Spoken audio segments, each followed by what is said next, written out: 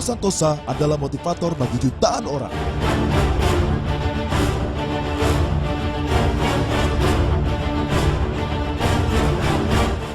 Seminarnya telah diselenggarakan di berbagai negara di berbagai benua.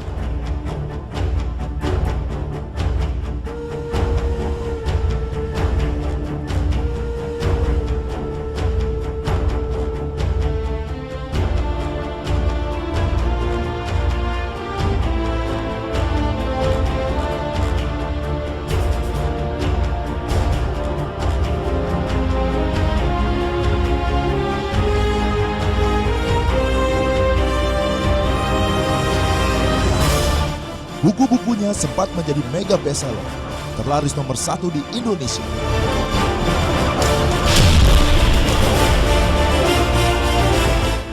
Bisnis-bisnisnya tersebar lebih dari 100 cabang se-Indonesia. Media-media nasional meliputnya.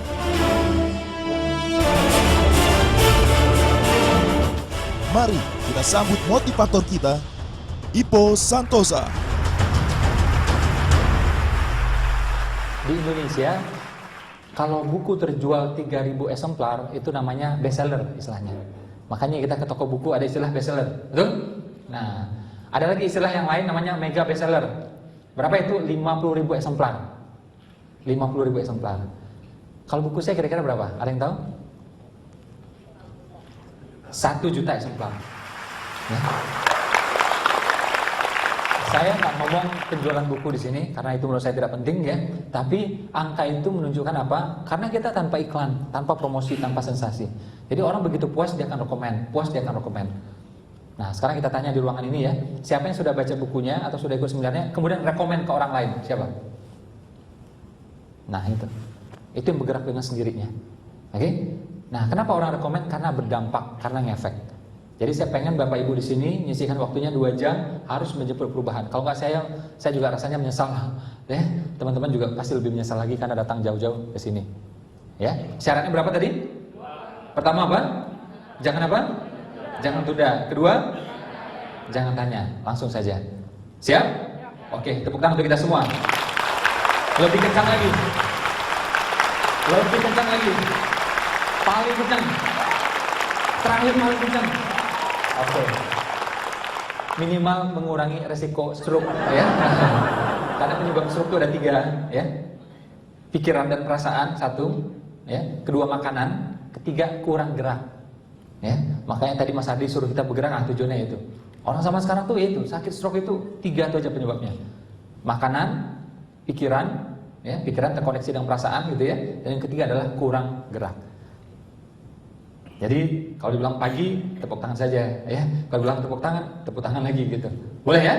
Oke, kita mulai.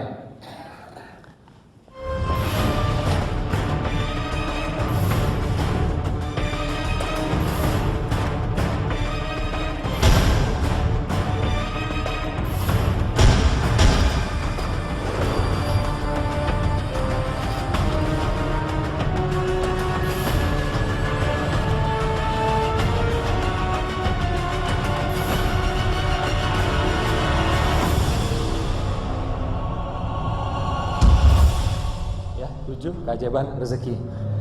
Saya mau tanya kameramen, suara saya aman? Aman ya. Kali ini direkam ya. Nah, jadi teman-teman tuh jadi masuk rekaman. Ntar mudah-mudahan muncul di TV ya. Minimal CCTV ya. Minimal itu dulu ya. 7 keajaiban rezeki ya. Kita lihat yang pertama.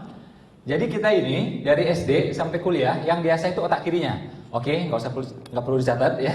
Nggak perlu dicatat karena nggak bakal keluar dalam ujian ya. Jadi tenang aja. Santai, relax itu kekuatannya luar biasa. Sandaran, relax, santai ya, itu efeknya luar biasa. Karena coba perhatikan ya, seluruh kitab suci itu pertama kali turun, seluruhnya pertama kali turun tidak pernah dicatat. Hanya apa? Diperdengarkan. Betul? Orang ingat semuanya. Jadi kekuatan telinga itu luar biasa. Nah, karena kita sering-sering nulis, akhirnya telinganya makin kurang kekuatannya.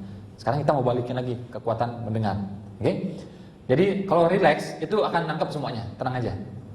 Ya, andai kata mau catat pun paling ya 1 jam ya paling 1 dicatat, 2 jam 2 dicatat, hanya itu aja. Oke, jadi benar-benar poinnya saja. Nah, jadi kita ini dari SD sampai kuliah yang biasa itu otak kirinya, kanannya kurang. Makanya pinter-pinter, jago-jago, tapi kere-kere. Ya. IPK-nya tinggi, saldo jeblok. Ya, saldo jeblok. Padahal yang paling penting itu adalah IPK, ya, indeks pendapatan kumulatif. Ya. Sepenting-pentingnya gelar kesarjanaan, lebih penting lagi gelar barang dagangan. Ya. Nah, dipilih gitu ya. Nah, dijual gitu. Nah, kita nih fokusnya pada yang nilai-nilai gitu ya, kayak nilai di sekolahan, nilai di kampus seperti itu. Tentu bagus ya, saya juga mengejar itu, tapi bukan itu yang utama. Ya, kalau kita mengandalkan itu, ya itu susah kayaknya. Guru-guru kita di sekolah menyampaikan kalau pengen kaya, gimana caranya? Guru-guru kita di sekolah menyampaikan kalau pengen kaya, katanya apa? Nabung. Ya. Prinsipnya sedikit demi sedikit, lama-lama jadi bukit, kata dia. Kita lihat guru kita, nggak kaya ternyata. Nah, berarti salah ini ngomongnya nih. Ya, salah ini. Kalau enggak ya pasti dia kaya gitu. Ya. Nah, kita nabung sedikit demi sedikit, lama-lama jadi bosan ya. Nggak jadi bukit, jadi bosan. Kenapa nggak kaya-kaya? Karena kalau kita nabung ya di bank itu ya bagi hasilnya berapa ya? Itu paling banter berapa? 4%, 6%. Sementara inflasi di Indonesia 10% sampai 12%. Jadi harta kita merosot kalau kita taruh ya sebagai tabungan di bank. Boleh nabung tapi sekedarnya aja. Saya pun juga punya cadangan tunai. Tapi itu bukan andalan kita untuk kaya. Enggak. Oke? Nah, kalau mau kaya prinsipnya cuma 3. Pertama bisnis. Kedua invest. Ketiga kawin sama orang kaya. Itu aja. Enggak ada cara lain. Betul? Nah, cuma kan kalau kawin sama orang kaya agak susah nih. Tampang kita pas-pasan gitu ya. Nah, sebagian juga sudah nikah kan, nggak bisa toh. Nah, ini masih bisa. Bisnis, invest. Betul? Kalau nggak sulit kayaknya. Orang terkaya nomor 1 di dunia siapa? Bill Gates. Berikutnya siapa? Warren Buffett. Bill Gates bisnis, Warren Buffett invest. Nggak ada cara lain. Kita cek juga cash flow kuadran. Ya. Yang kaya kuadran kiri atau kanan? Kanan. Yang kanan ini ngapain dia? 2, bisnis, invest, nggak ada cara lain. Yang muslim juga, lihat, nabinya ngapain? Bisnis. Istri nabi ngapain? Invest, cuma itu. Jadi kalau kita cari cara lain, pasti nggak ketemu. Ya, menemukan harta karun, ya lama itu. Ya, kawin sama orang kaya, ya orang kayanya mikir juga sama kita. Ya, tampangmu ya pas-pasan gitu. Ya, amalmu juga pas-pasan gitu ya. Mending aku cari yang lain aja gitu. Nah, kalau bisnis atau invest itu semua orang bisa. Oke? Jadi caranya bisa diduplikasi oleh siapapun. Nah, ciri otak kanan ini ya, sekali lagi ini tidak pernah diajarkan di sekolah. Makanya teman-teman ikut acara ini ya, ikut di jaringan ini itu dapat 2 ilmu. Pertama buat diri kita, bisnis kita, kedua buat keluarga. Karena ini ilmunya penting buat keluarga, buat anak-anak kita. Oke? Jadi sekolah itu nggak pernah ngajarin ilmu otak kanan, kiri semuanya. Kiri tentu perlu, tapi kanannya nggak ada. Itu yang susah itu. Pak, kanan ini singkatan. Kanan, kaya tenan biasanya. Ya. Yang Jawa ngerti gitu ya. Kalau yang nggak ngerti ya udah cari orang Jawa gitu ya. Nah, kalau kiri biasanya kere gitu ya. Nah, kanan ada apa? Pertama dia fleksibel, mampu beradaptasi. Mampu apa? Mampu apa? Beradaptasi. Ya. Aslinya dari Jawa, ya, merantau ke Jakarta, fleksibel dia. Aslinya ya, dulu sekolahnya, kuliahnya administrasi. Tahu sekarang marketing, bisa dia karena fleksibel.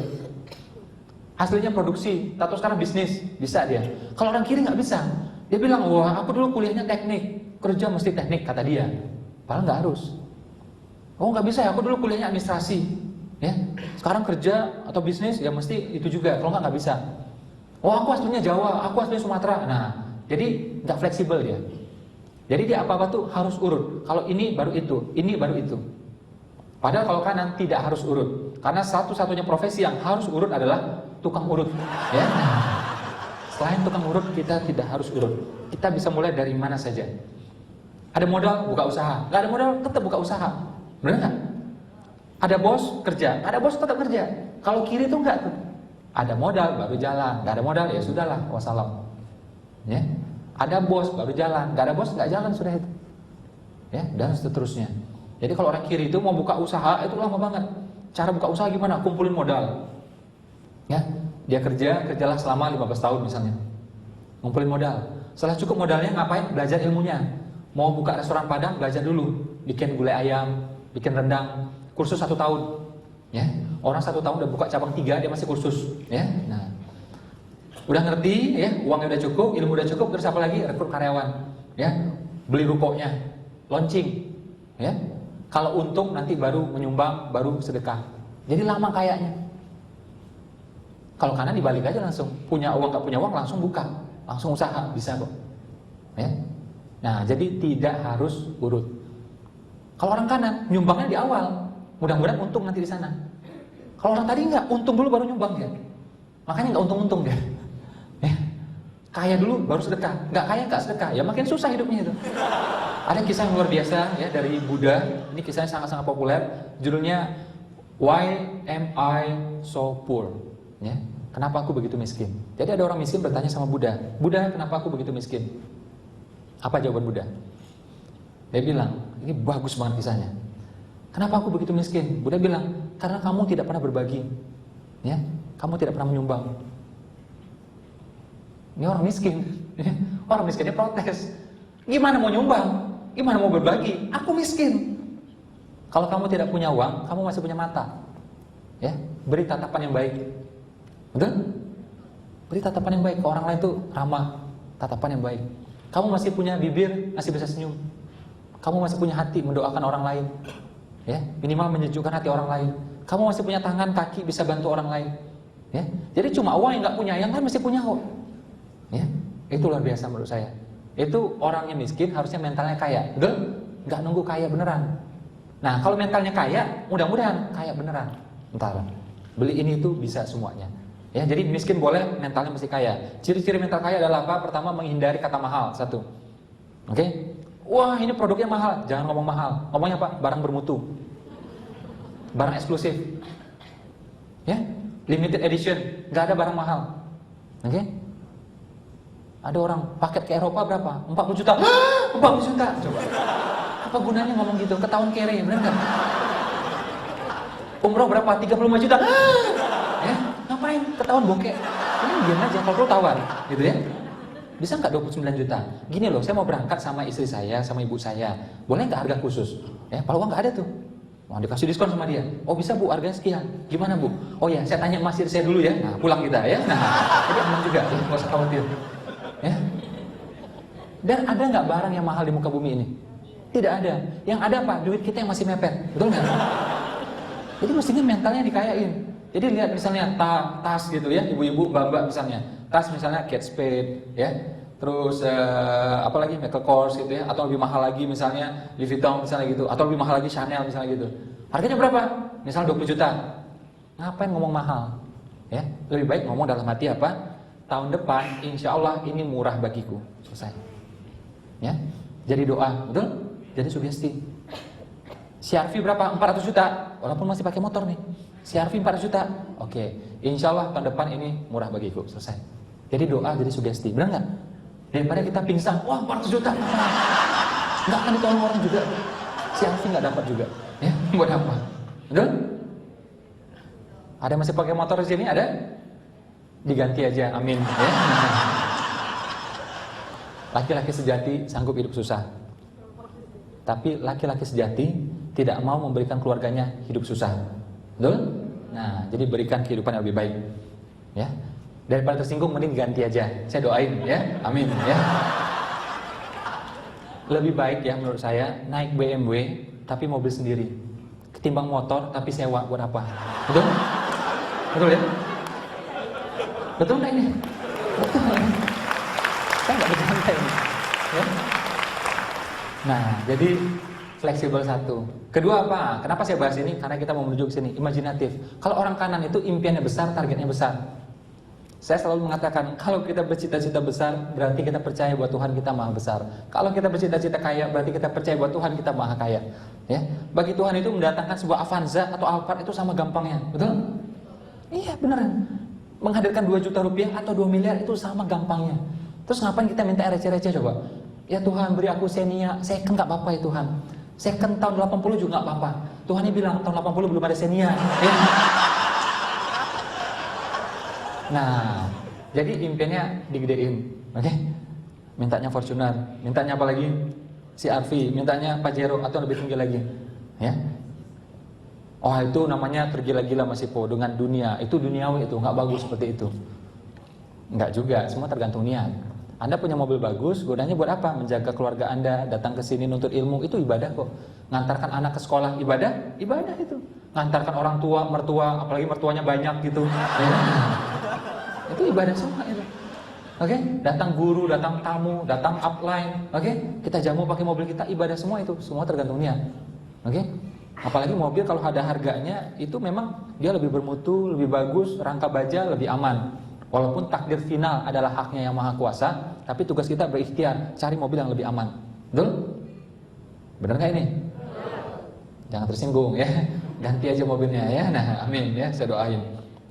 Jadi kalau kanan itu impiannya besar, jadi nggak ada target yang besar, nggak ada.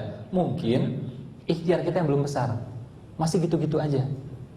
Ya. Nah, mulai sekarang ikhtiar diperbesar, impiannya juga diperbesar. Dan yang menariknya adalah apa? Kalau Anda punya impian yang besar, Anda akan menarik orang-orang besar, Anda akan ketemu dengan peluang-peluang besar. Percaya sama saya. Kalau Anda mikirin cuma perut Anda, perut keluarga Anda cuma dapat itu aja, beneran. Tapi kalau Anda mikirin ya, sesuatu yang besar nih. Kayak sekarang nih, saya mikirin nih asap di provinsi lain. Ya. Saya mikir nih Indonesia. Nah, akhirnya kita ketemu dengan peluang-peluang yang besar.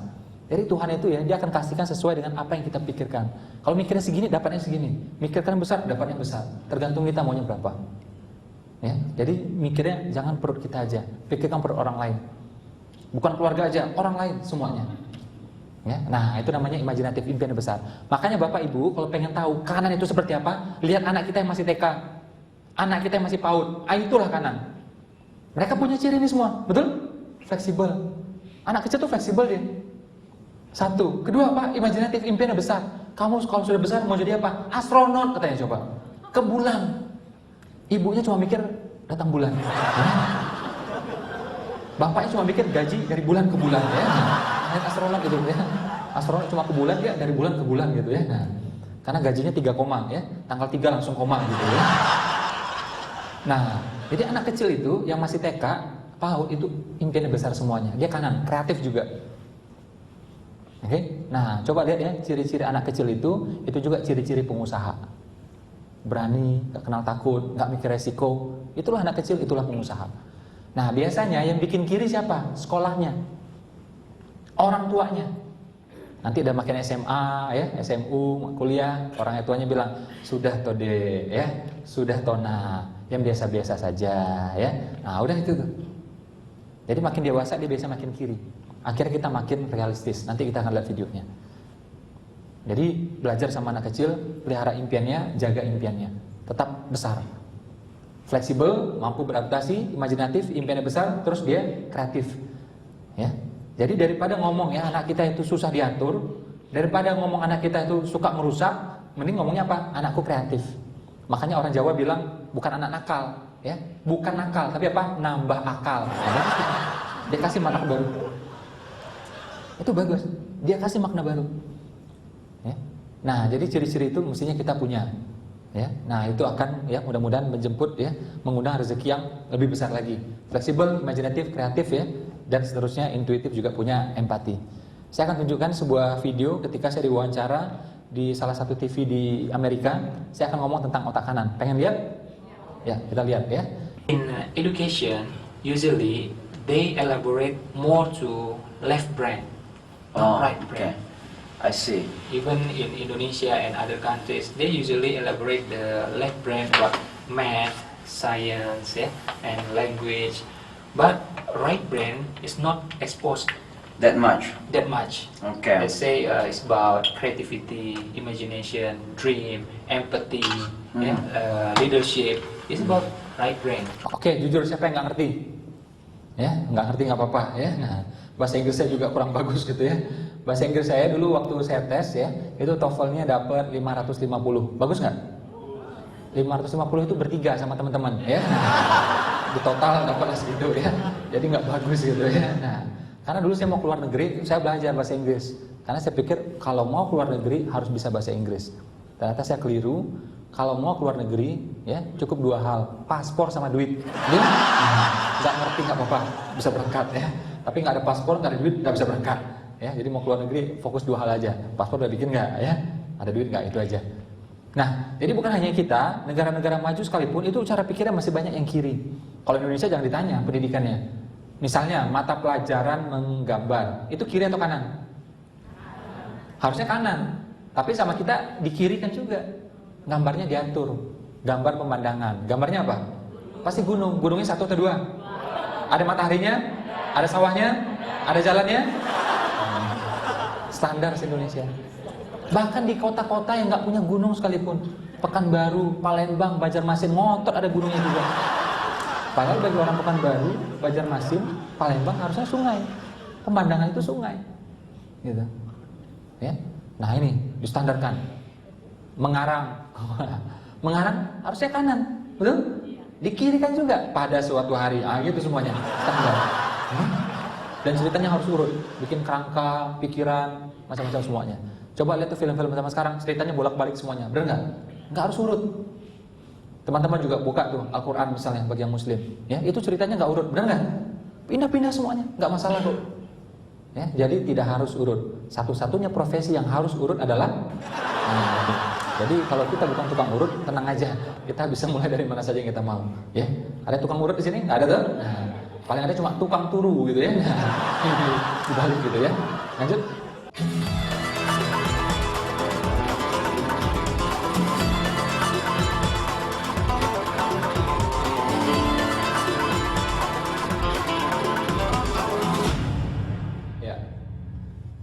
Sekali lagi tenang aja, nggak usah panik. Besok orang lihat tabelnya, wah langsung panik. Tenang aja, ya. Tenang aja, saya akan bawa simple semuanya ya. Kita hari ini bersenang-senang saja. Ngapain? Bersenang-senang saja ya. Santai, relax, nonton film ya. Tato dapat duit, itu aja. Itu aja. Yang pertama, otak kiri itu dia self-centric, ya. Self-centric, fokus pada dirinya sendiri. Kalau kanan itu other-centric, fokusnya pada orang lain. Ya.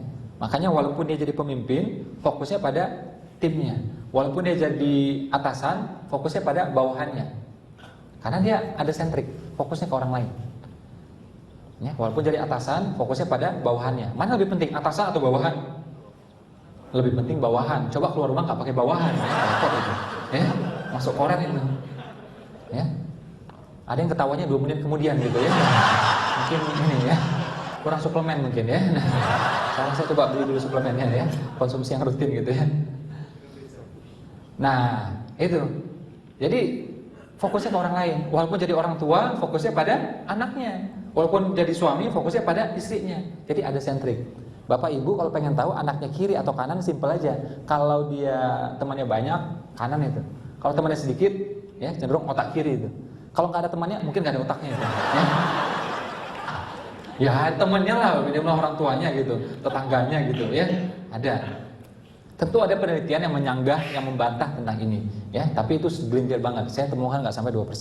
Karena memang terbukti, begitu otak sebelah sini yang kena, akhirnya apa? Hilang kemampuan dia untuk intuisi, gambaran besar, ya, menggambar itu jadi hilang semuanya. Karena itu bagian kanan. Begitu yang kena sebelah sini, akhirnya apa terjadi? Hilang kemampuannya untuk menulis, ya, menghitung. Karena ini kemampuan otak kiri semuanya. Ya, jadi memang perbedaan kiri dan kanan itu ada. Buktinya udah banyak. Itu terjadi pada orang-orang yang kecelakaan itu terlihat. Kalau terbentur sebelah sini, kemampuan ini yang kurang, bentuk sebelah sini terjadi sebaliknya. Ya. Nah, terus kalau kiri itu realistis dia. Wah, mana mungkin kaya masih po? Bapakku miskin, ibuku miskin, tetanggaku miskin, saudaraku juga miskin. Ya nggak usah ngomong, dari muka udah kelihatan. Wah, masuk akal aja, yang realistis aja. Gimana mau kaya? Nah, saya tuh ya alhamdulillah kita belasan tahun miskin gitu ya. Kita juga tinggal dalam lingkungan yang miskin gitu ya. Tapi impian tetap besar. Impian tetap go nasional. Ya. 2 hari kita nggak makan juga pernah. Dulu waktu saya kuliah 2 hari nggak makan. Bukan karena sakti. Ya. Bukan. Nggak ada uang, tahu nggak? Ya. Ada orang nggak makan berapa hari karena sakti itu ya. Saya bukan karena sakti. Nggak ada uangnya. Ya. Sampai ganjalnya pakai permen aja itu waktu itu. Beneran. Ya. Nah, saya waktu itu kuliah di negara tetangga, pas lagi krisis waktu itu, ya, akhirnya rupiah kita kan anjlok, akhirnya uang itu tinggal 1/4 aja, tinggal 1/5 aja, mau gimana coba? Nah, akhirnya saya waktu itu jualan burger, ya, jualan burger. Jadi siang, pagi itu saya kuliah, sore jam 6 sampai jam 12 malam itu saya jualan burger. Kadang-kadang sampai jam 4 pagi, ya, sampai jam 4 pagi, kuntilanak udah pulang semuanya, ya, saya masih jualan, ya. Nah, gitu. Tapi kan akhirnya ya, kalau kita gigih, itu takdir yang nyerah sama kita. Tapi kalau kita lembek, kita ngikutin apa katanya dia. Nah, mending kita gigih, dia ngikutin apa kata kita. Kalau dia nggak mau berubah, kasih duit, sedekah, nah, ngikut ya ntar. Nah, ngikut kata kita. Ya, jadi gitu cara matakbir itu. Gigih, kasih duit, pasti nurut dia. Kalau enggak, kita yang lembek, kita ngikutin apa kata dia. Makin susah kita. Saya kadang-kadang heran sama orang yang tidak mau atau sungkan enggan menjual. Ya, katanya malu, capek, susah katanya. Ditolak, waduh macam-macam. Memang iya, siapa yang bilang enggak? Saya juga gitu kok, benar enggak? Dijual tuh, menjual itu enggak gampang memang. Pasti penolakan dan seterusnya gitu. Katakanlah 2 tahun, tapi kan cuma 2 tahun, benar enggak? Buktinya dia melarat 5 tahun sanggup, benar enggak? Kenapa jualan 2 tahun aja nggak sanggup? Benar nggak? Jadi menurut saya orang-orang itu sebenarnya udah gigih, udah tangguh gitu loh. Cuma salah tangguhnya, salah gigihnya. Gigih di kemiskinan coba. 5 tahun melarat sanggup coba. Kenapa gini aja 2 tahun nggak sanggup? Ya, kalau saya walaupun ini berat, mending saya kayak gini. Saya jualan, saya bisnis gitu. Capek-capek cuma 2 tahun. Naset-naset 3 tahun. Ya, naset lagi paling 4 tahun. Ya, tapi habis itu take off sudah. Betul? Nah, makanya saya heran sama orang yang miskin itu belasan tahun. Dia profesional banget ya di bidang kemiskinan. Ya. Gigih di bidang kemiskinan. Gigih yang salah itu. Oh, saya cari pengalaman Mas Ipo. Nggak perlu cari pengalaman di sana. Ya. Wah, Mas Ipo ini menghina orang. Ini udah takdir dari Tuhan Mas Ipo. Ada yang kaya, ada yang miskin. Betul? Betul. Ya. Ada yang kaya, ada yang miskin. Itu betul. Tapi kan nggak harus kita jadi orang miskinnya. Benar nggak? Biar aja orang lain gitu loh. Ya. Dan situ udah lama jadi orang miskin, pokoknya gantian sama orang lain gitu loh. Ya. Sama kayak gini loh, neraka, sorga, pasti ada yang masuk neraka, pasti ada yang masuk sorga, betul? Yang penting yang masuk nerakanya bukan kita, benar nggak? Bukan keluarga kita, bukan teman kita, itu aja. Pasti ada yang masuk, tenang aja. Nanti Pak, kasihan Pak, nerakanya kosong Pak, udahlah saya ngalah, saya masuk sana. Nggak perlu, saya bilang. Ya, pasti ada yang masuk, tenang aja sudah. Ya. Nah, yang miskin juga sama. Ya, jadi mentalnya mental kaya pakai otak kanan. Oh, tapi kan roda berputar Mas Ipo. Benar, roda berputar. Kadang kita kaya, kadang kita lebih kaya, ya. Kadang kita makin kaya. Jadi rodanya berputar, ya. Berputarnya ke atas, oke? Okay? Jangan memutar ke bawah lagi gitu, ya. Nah, saya selalu ketemu dengan orang-orang ya. Alhamdulillah saya ketemu orang-orang yang baik, orang-orang yang soleh ya. Mereka kasih masukan ke saya, Mas Ipo, kalau harta itu banyak, ya, nanti di akhirat susah.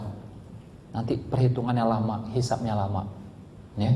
Nah, mereka ingatkan saya seperti itu. Saya cek juga dalilnya, ya. Ternyata nggak gitu juga.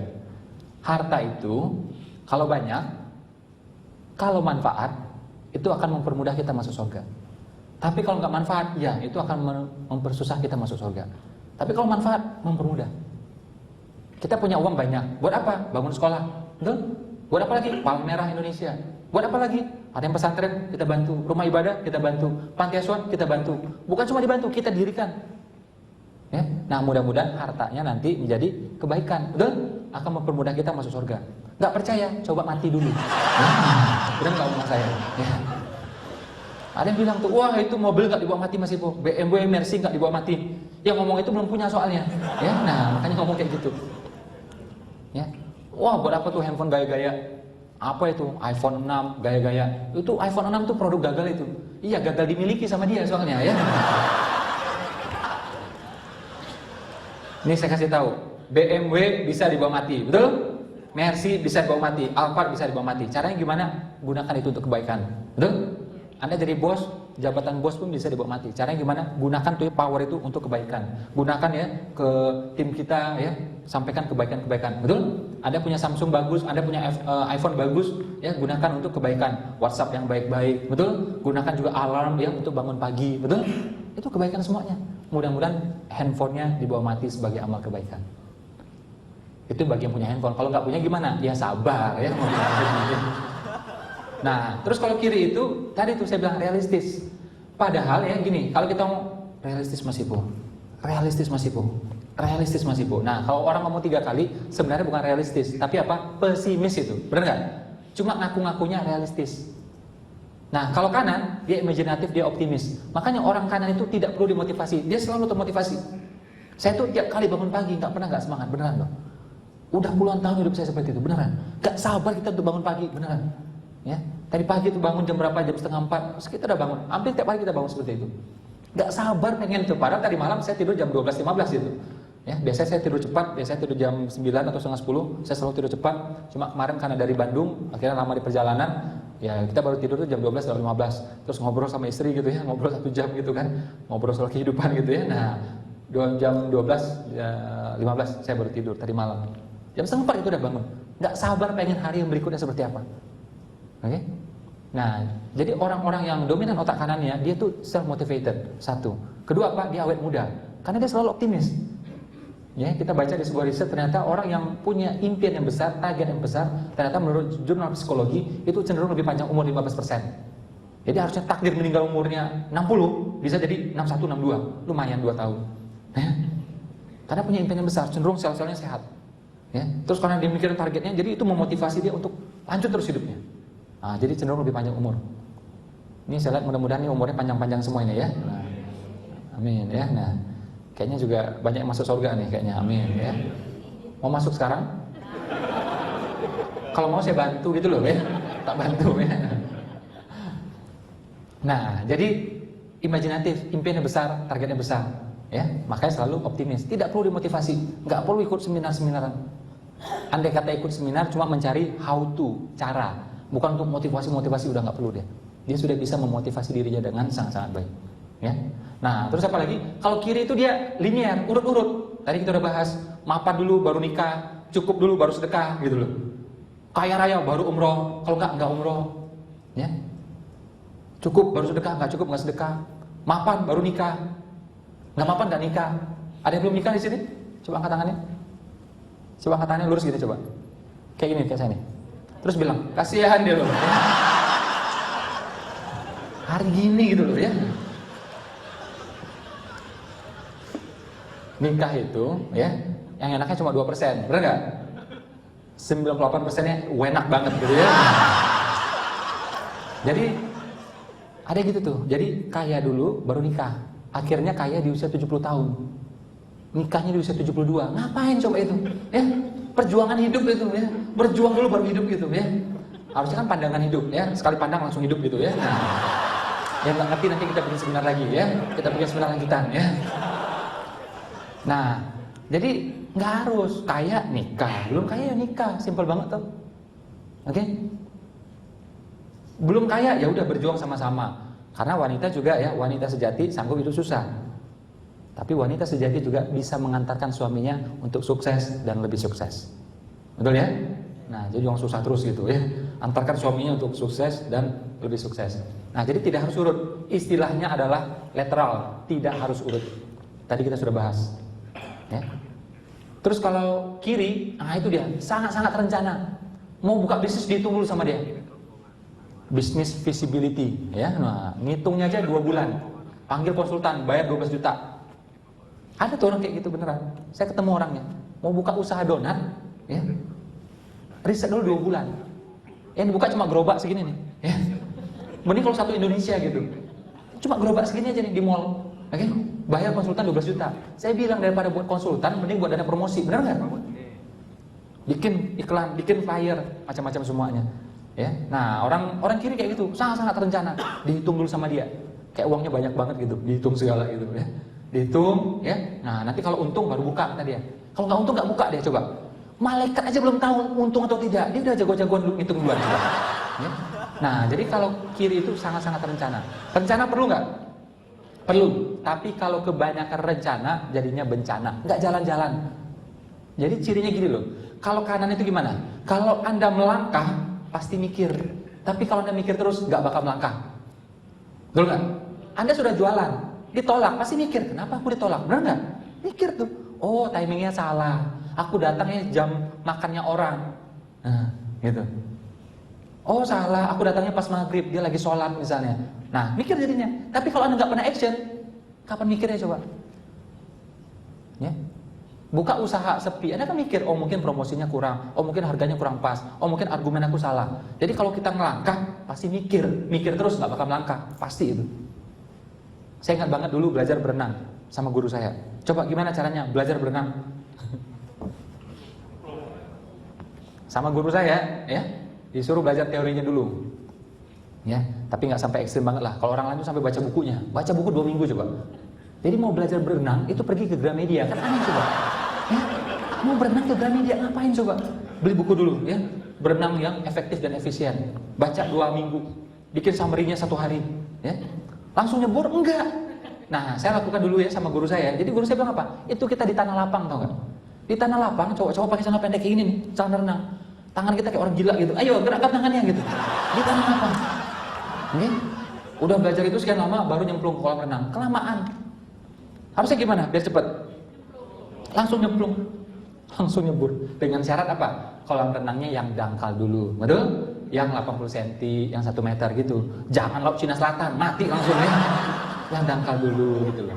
Sama baru mulai bisnis ya udah yang mudah-mudah dulu, jualan dulu gitu. Simpel-simpel aja. Ya. Nah, kan belajar langsung tuh, nyebur langsung tuh. Dengan syarat apalagi ada mentornya. Makanya beruntunglah bisnis-bisnis ya yang punya mentor di sampingnya. Karena coba-coba sendiri itu percaya sama saya jauh lebih mahal, jauh lebih lama. Ya. Nah, ada pembimbingnya ya yang memang sudah bisa renang. Jangan bisanya badminton, mati juga kita ya.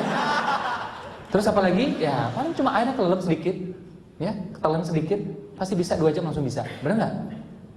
Tidak sempurna tapi jalan. Nanti sambil jalan disempurnakan, betul? Itu kanan. Kalau kiri pengen sempurna dulu. Padahal dulu ya, proklamator kita, Bung Karno, Bung Hatta, itu udah kasih tahu ilmunya. Mau merdeka gimana caranya? Simple aja, merdeka, selesai. Benar nggak? Tapi kan yang lain belum beres Pak, tenang aja. Itu akan diatur dalam tempo yang udah simpel kan? Gitu aja. Ya? Kalau dipikirin semua, nggak merdeka. Nanti jadi gubernur siapa ya? Pak Camatnya siapa ya? Oh kelamaan jadinya. 3 tahun kita nggak merdeka itu.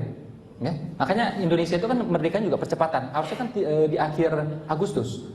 Karena didesak akhirnya percepatan 17 Agustus. Oh bagus banget itu. Ya? Karena itu, oh banyak hitungan. Udah didesak sama orang muda. Ah ini orang muda yang luar biasa. Udah segerakan merdekanya, udah langsung merdeka. Terus yang ini belum beres gimana? Ah, tambah 1 ayat itu, ya akan diatur dalam tempo yang sesingkat-singkatnya. Gitu simple.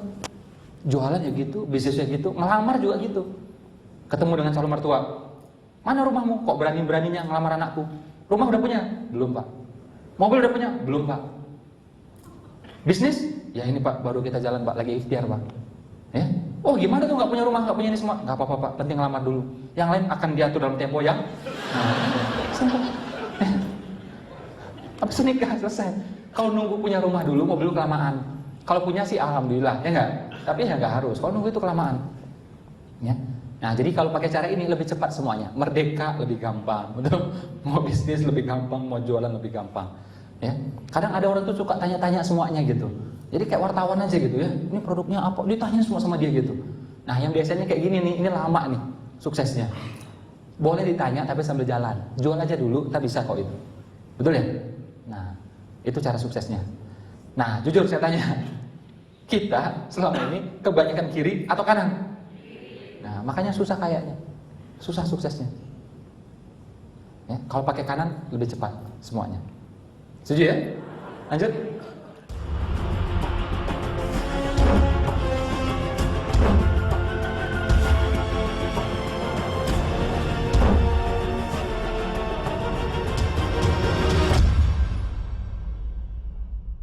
Jujur saya tanya ya, siapa yang sempat meneteskan air mata?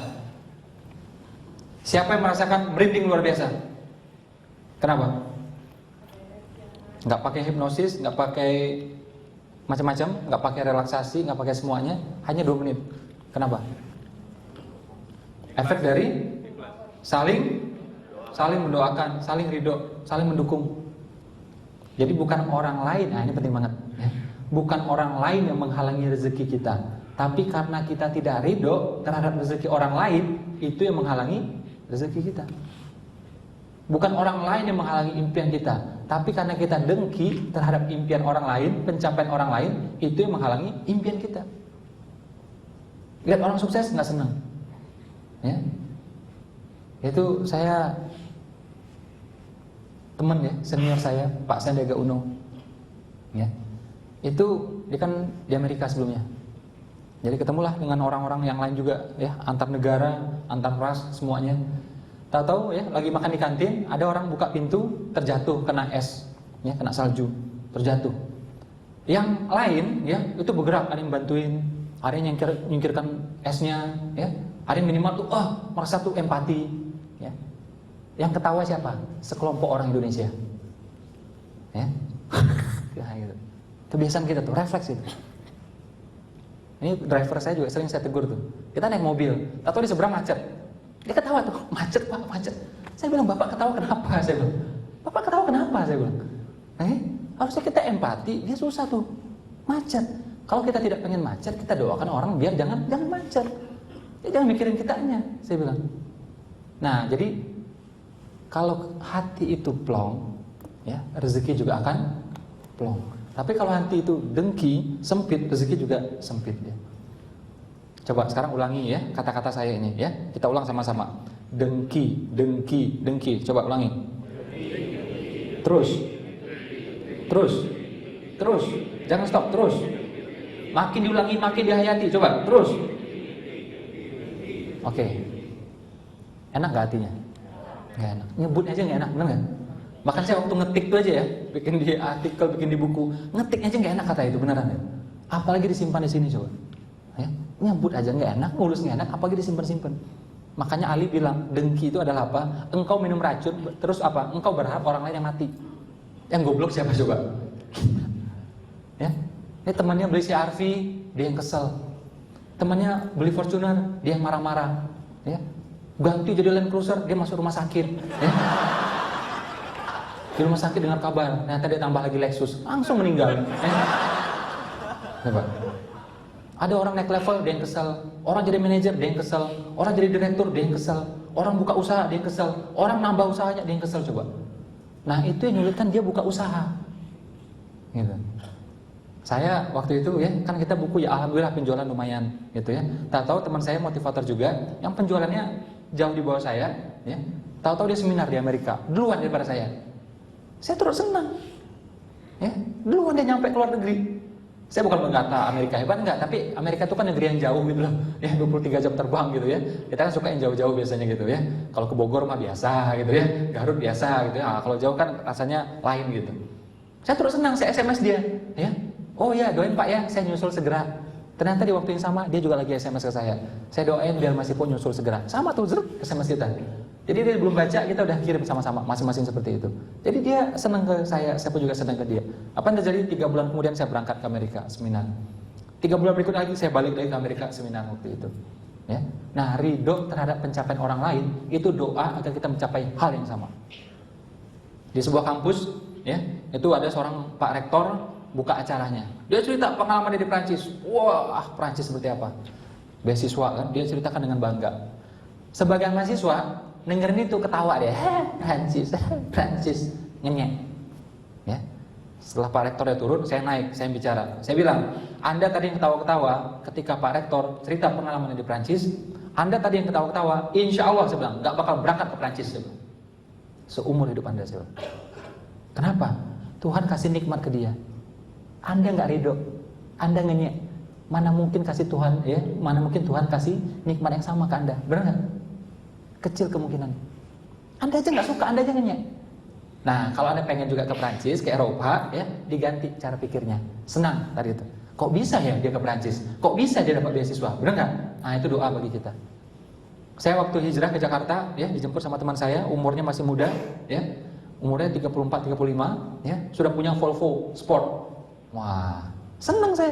Saya tahu dia berasal dari keluarga yang miskin, tapi dia keluar dari kemiskinan, kita senang. Kebanyakan kita lihat orang kaya, apa yang dipikirkan? Kesel, dengki, betul? Apalagi curigaan. Kok bisa kaya nih? Jangan-jangan ngepet dia, ya? Tuyulnya dari mana ini, ya? Ini jaga lilinnya pasti kuat ini katanya. Macam-macam gitu. Kalau nggak dengki, kalau nggak curigaan, itu kelakuan kita itu. Saya enggak, saya senang lihat dia.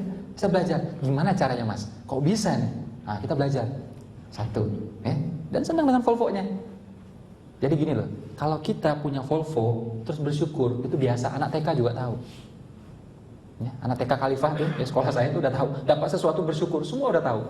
Tapi orang lain yang dapat, kita turut bersyukur, itu baru luar biasa. Jarang orang bisa kayak ginian. Paling ini akan memudahkan rezekinya dia coba. Ya. Saya itu ya, kalau posting di Facebook coba tuh kadang-kadang ya, coba perhatikan. Kadang-kadang ada foto saya di luar negeri. Ada yang senang ya, kalau alumni gini biasanya senang nih. Tapi yang belum alumni biasanya apa tuh? Itu sombong katanya. Kalau posting foto doang, sombongnya di mana coba?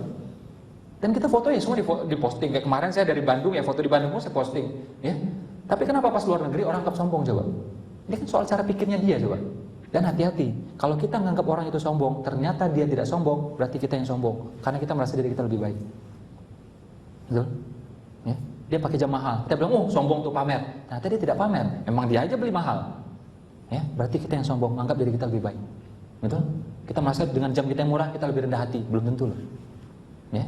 Jadi udah miskin parah lagi nih orang ternyata. Ya. Nah, jadi lihat pencapaian orang senang. Nah, teman saya tadi itu ajak rumahnya, saya lihat rumahnya, senang saya. Jalannya senang saya. Nanti saya ceritakan bagaimana caranya meraih mobil rumah impian kita, gimana caranya. Nah, akhirnya apa? Saya nginap di situ. Nah, ini salah satu ya rumus impian seperti itu. Jadi kalau Anda suka sesuatu, Anda harus coba. Mobil Anda pengen, Anda mesti coba mobilnya. Bukan test drive, bukan brosur, bukan dreambook, gak ampuh itu. Dreambook itu anak tangga pertama. Ya. Berikutnya apa? Anda sewa langsung tuh mobil. Ya. Mercy, Anda suka Mercy? Ya udah beli aja langsung. Berapa? 800 juta. Oh, belum punya masih poin. Oke. Beli belum bisa. Punya belum bisa. Sewa? Sewa sebulan 26 juta masih Bang. Sayang juga duitnya. Satu hari masih bisa. Tapi lumayan juga uangnya masih poin. Di atas 1 juta loh itu. Ya udah, minimal dari sini menuju rumah. Pakai taksi yang premium. Betul? Silverbird. Paling banter kena 200 ribu. Masih bisa? Masih bisa. Kalau itu pun Anda nggak bisa, berarti memang Anda tidak pantas punya Mercy. Selesai. Nikmati ojeknya. Ya. Iya, itu cuma minta itu doang loh. Nggak bisa juga. Ya. Itu. Jadi mesti dicobain langsung. Nanti saya akan bahas tentang sel ya, bagaimana otak bekerja. Intinya coba langsung. Rumah juga sama. Saya nginap di rumah itu. Karena saya suka rumahnya. 3 bulan kemudian apa terjadi? 3 atau 4 bulan lah. Akhirnya apa? Saya punya rumah di seberangnya. Tempat tinggal saya sekarang. Ya. Dan setelah itu saya bulan kedua tambah lagi rumah yang berikutnya. Jadi kantor saya sekarang. Ya. Nah, kita ridho dengan pencapaian dia. Mobilnya bagus, rumahnya bagus, senang kita. Kok bisa ini? Berapa harga per meter kayak gitu? Ya, jangan curigaan. Oh, tapi benar masih po. Dia bisa kayak gitu, dia maling-maling masih po, nyolong-nyolong masih po. Kalau memang dia maling, laporkan. Hati jangan gemuruh, jangan dengki. Betul? Dia korupsi, laporkan. Ya, hati jangan dengki. Nah, kebanyakan kita ya nggak jelas dengkinya yang jelas. Ini yang penyakit. Jadi mulai sekarang hatinya lapang, betul? Masuk akal? Sesuatu yang masuk akal biasanya gampang masuk kantong. Ya. Nah, jadi mulai sekarang ya lihat orang yang mencapai apapun kita terus senang. Nah, kebanyakan gini nih. Orang pas baca di majalah, baca di buku, ada orang sukses, Pak Khairul Tanjung, wah salah satu orang terkaya Indonesia, seneng dia. Padahal kenal juga kagak gitu. Saudara bukan, sepupu bukan. Biasa nih boro-boro. Tapi seneng dia. Lihat pas Sandiaga Uno kaya, wah seneng dia. Ridwan Kamil kaya, wah seneng dia. Ridwan Kamil sukses gitu ya, seneng juga dia. Padahal nggak kenal. Tapi anehnya, pas lihat saudaranya sukses duluan, belum tentu dia senang. Halo? Dia lihat bawahannya sukses duluan, belum tentu dia senang. Lihat downline-nya sukses duluan, belum tentu dia senang. Jadi pas orang lain dia nggak kenal bisa hatinya lapang. Tapi pas orang-orang terdekatnya hatinya nggak bisa lapang. Ini pun penyakit. Ya, jadi siapapun hati kita lapang. Betapa banyak orang di luar sana ya buka toko handphone, abang dan adik ya jalannya toko handphone tuh. Tahu-tahu apa? Adiknya pisah jalan sendiri buka toko handphone. Abangnya marah-marah. Betul? Harusnya seneng. Adikku sudah mandiri. Betul? Kalau bisa dia lebih kaya lagi. Aku bisa nebeng sama dia. Minimal aku bisa dapat modal dari dia tambahan. Dan seterusnya. Minimal aku bisa banggakan adik orang kaya, benar nggak? Daripada adik orang kere, minimal adik orang kaya. Nah, entah saudara kita, teman kita, atau siapa saja ya, mesti hati kita lapang. Ya, ini yang saya miss, saya lupa sampaikan di buku saya. Makanya kalau baca buku 7 Keajaiban Rezeki, ini saya nggak bahas, karena saya baru temukan kemudian. Jadi ilmu 7 Keajaiban Rezeki itu ilmu yang menambah rezeki. Dengki bikin bocor. Nah, kalau bisa tuh nambah, tapi bocornya jangan. Makanya saya bahas di sini agak lama. Tentang ya, dengki itu jangan punya. 3D yang menghalangi rezeki. 3 apa? 3 apa? Dengki, dendam, dongkol. Kalau memang dia nipu, ya udah lain kali hati-hati, jangan dongkol. Selesai. Nipunya parah banget, laporkan polisi. Hati jangan dongkol. Gitu aja. Ya, dongkol itu yang halangi rezeki. Makanya orang kalau dongkol ya, itu mikirnya udah nggak bisa. Benar nggak? Nggak bisa sudah. Sel-sel tubuh menua dia. Jadi kalau 3D ini dimiliki, ya, dengki, dendam, dongkol itu, ya, sel-sel tubuh menua, pankreas rusak, lambung rusak. Makanya benar tuh dikatain Ali. Engkau minum racun terus berharap orang lain yang mati. Padahal kita yang mati. Nah, orang-orang yang lapang hatinya biasanya apa? Cenderung awet muda. Ibu saya, ya, itu sayang, ya, teman-teman belum lihat, ya, belum ketemu. Nanti siang saya ada acara, ya, itu ibu saya juga hadir. Ibu saya itu umurnya 71 tahun ini. 70, 71 lah, ya. Itu dari dulu tuh ya ditipu orang, tanah diserobot, dia tenang aja sudah.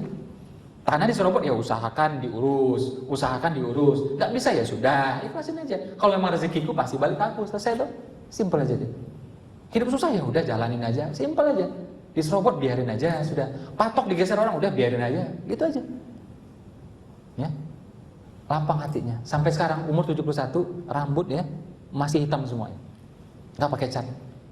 Ya. Rambut hitam semuanya, gigi masih utuh, ya, kacamata nggak pakai, snorkeling masih sanggup, aerobik masih sanggup, ya, jualan naik tangga di Petra di Jordan itu masih sanggup juga, ya. Nah, hati lapang, panjang umur, awet muda dan seterusnya. Jadi lapang hati itu menyehatkan dan mengayakan. Apa? Menyehatkan dan mengayakan. Sempit hati ya terjadi yang sebaliknya. Masuk akal? Masuk akal? Oke, kita lanjut. Nah, ini penyakit ya nomor 1 ya, orang-orang yang nanti sampaikan kepada orang-orang yang kita temui, calon partner kita ya, calon downline kita, calon mitra kita ya. Orang itu kalau belum mulai usaha pasti punya penyakit namanya apa? Takut. Banyak takut-takut yang nggak penting, fobia-fobia yang nggak penting dalam hidup ini. Ada yang takut buka usaha, ya. Banyak orang tuh ya demi negaranya, demi agamanya dia rela mati, berani mati. Tapi rugi nggak berani dia, coba. Kan aneh coba. Jadi dia berani untuk sesuatu yang lebih ekstrim, untuk buka usaha, kehilangan uang, resiko itu nggak berani dia. Ini fobia yang nggak penting. Ada lagi yang takut sama istrinya gitu ya. Nah, ada yang takut sama istrinya di sini? Ini muka-mukanya kelihatan di sini saudara ya. Nah, kayaknya muka-muka tertekan oleh istri gitu ya. Sampai ada asosiasinya itu ya. Ada asosiasinya. Istiqomah, ikatan suami takut istri di rumah. Jadi begitu buka pendaftaran, ramai banget yang daftar di sana. Jadi yang takut sama istrinya daftar di sini, pada daftar semuanya. Ya. Cuma 1 orang yang daftar di sini. Yang ini yang berani sama istrinya. Cuma 1 orang yang daftar. Ya. Orang tanya, penasaran, Pak, kok berani Pak daftar di sini? Orang lain pada daftar di situ semua Pak. Takut istri semua Pak. Bapak kok daftar di sini Pak? Saya juga nggak tahu kenapa. Saya disuruh sama istri saya katanya ya. Nah, ya. Itu takut juga dia ternyata ya. Nah ini kayaknya tertawa testimoni ini ya. Nah jadi takut-takut yang nggak penting, takut sama istri, takut sama mertua, oke? Takut rugi, takut miskin katanya. Wah saya takut masih kalau dagang bisa, takut rugi, takut miskin katanya. Kayak pernah kaya aja ya, kalau saya miskin dia. Ya.